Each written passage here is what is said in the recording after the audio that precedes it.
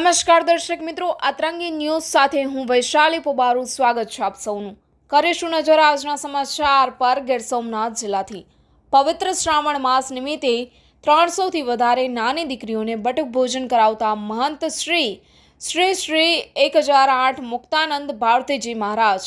આવો વિગતવાર વાત કરીએ। ગીર સોમનાથ જિલ્લાના કોડીનાર તાલુકાના ઘાટવણ મુકામે અતિ પ્રાચીન અને ઇતિહાસકારી શ્રી રુદ્રેશ્વર જાગીર ભારતી આશ્રમ ખાતે પવિત્ર શ્રાવણ માસના બીજા સોમવારે દીકરીઓને બટુક ભોજનનું આયોજન કરવામાં આવ્યું હતું।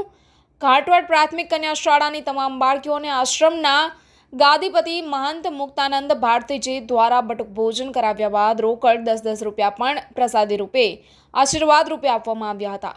ધર્મ અને દાન પુણ્ય કરવામાં હંમેશા અગ્રેસર રહેતા મુક્તાનંદ ભારતીજી મહારાજ અનેક વખત નજરે આવે છે। આ તકે ઈશ્વર ભારતીજી મહારાજ, શાળાનો તમામ સ્ટાફ અને બાપુના સેવકો તેમજ ઉપસરપંચ નટવરસિંહ મકવાણા, પંચાયતના સભ્યો પ્રતાપભાઈ વાજા, કરશનભાઈ પરમાર, હરીશભાઈ બાપુ, રિટાયર્ડ શિક્ષક મુકેશભાઈ ધાંધલ હાજર રહ્યા હતા। બાળકીઓના કલરવથી મંદિરનું પટાંગણ નમો નારાયણના નાદથી ગુંજી ઉઠ્યું હતું। સંવાદદાતા દિલીપ બાંભણિયા સાથે કેમેરામેન વિનોદ બાંભણિયા, આતરંગી ન્યૂઝ, કોડીનાર, ગીર સોમનાથ।